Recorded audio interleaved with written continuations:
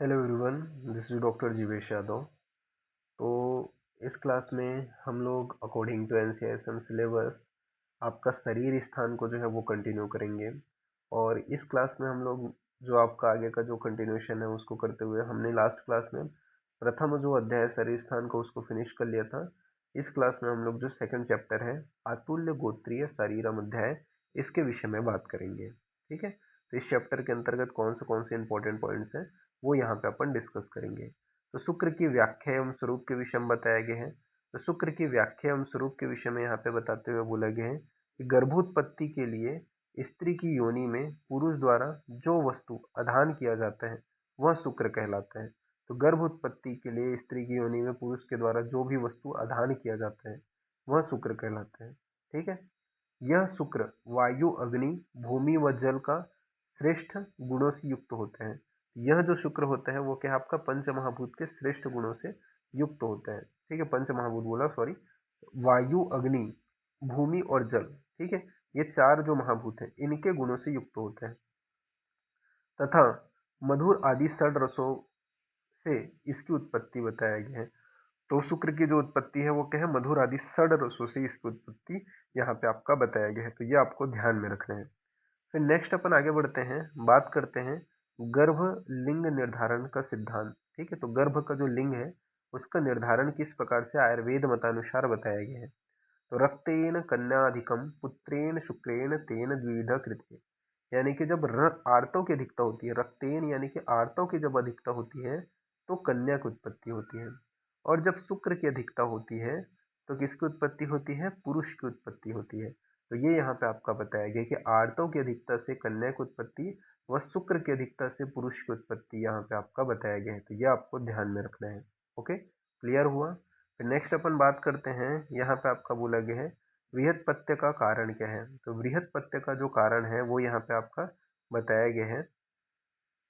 क्या बोला गया है, भिन्नपति यावद बहु प्रपन्नम शुक्र आर्तौ वायुर्प्रविधे तत्या अपत्या यथा विभागा कर्मात्मने स्वयं प्रसूते। ठीक है, तो बृहत पत्य का जो यह कारण है, ठीक है, मल्टीपल जो है आपका जो रीजन है, कॉजेस है, ठीक है, प्रोग्रेसिव जो आपका है बताया गया है कि क्या होता है, शुक्र का क्या है अपत्य मार्ग की ओर प्रवृत्त हो जाने के कारण जो है बृहत पत्ती की उत्पत्ति होती है। ठीक है, फिर इसके बाद में आपका बताया गया है साढ़े के भेद बताया गया है। ठीक है, तो जो आपका साढ़े है उसके कितने टाइप्स हैं, तो 8 प्रकार बताए गए हैं। साढ़े के कितने प्रकार बताए गए हैं, 8 प्रकार बताए गए हैं। कौन सा आपका द्विरेत, ठीक है, पवनेन्द्रिय, संस्कारवाही, इसके अलावा नरसण, नारीसण, वक्री, ईर्ष्याभिरीत, इसके अलावा वातिक्षण।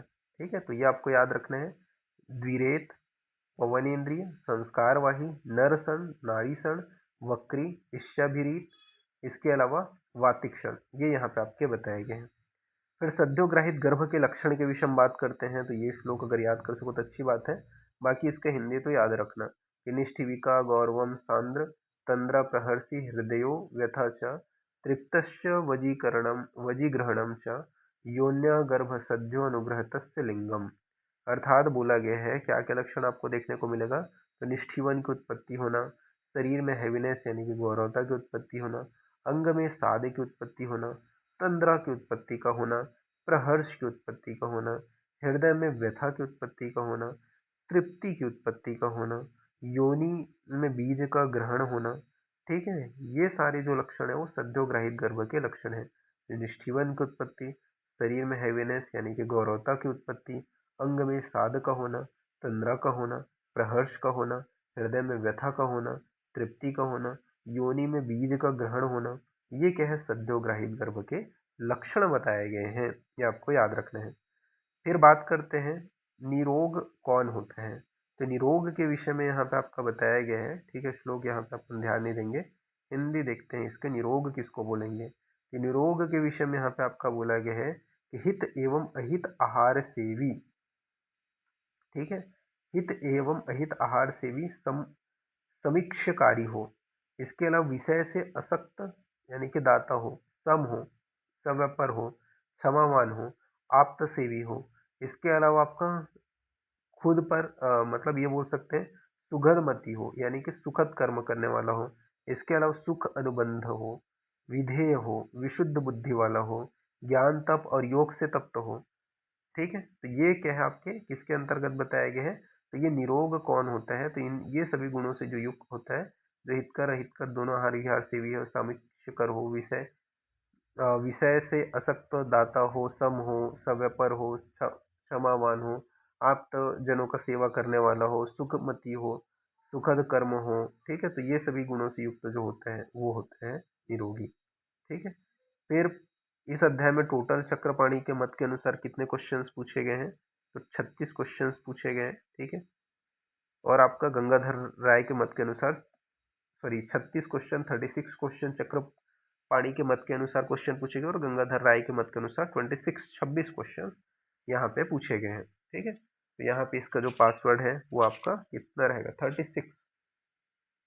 ठीक है, 36 इसका पासवर्ड रहेगा। 36 आप जैसे टाइप करोगे तो ये पीडीएफ आपका ओपन हो जाएगा। तो आज के लिए इतना ही। ठीक है, नेक्स्ट जो क्लास होगा उसमें आगे का जो टॉपिक है वो अपन कवर करेंगे। ये जो चैप्टर्स है ना ये छोटे छोटे हैं। ठीक है, इनसे उतने ज़्यादा ब्रॉड क्वेश्चंस आते नहीं है, जैसे सूत्री स्थान, निधान स्थान, ये विमान स्थान से आपके ब्रॉड क्वेश्चंस आते हैं, वैसे नहीं आते। तो जो जो इम्पोर्टेंट टॉपिक्स हैं उसको अपन ऐसे ही सुपर, जो जो इम्पोर्टेंट है, ठीक है, जितना पढ़ना है उतना ही अपन उसको कवर करेंगे। तो अभी के लिए इतना ही, नेक्स्ट क्लास में आगे देखते हैं। ओके, तो फिर थैंक यू क्लास।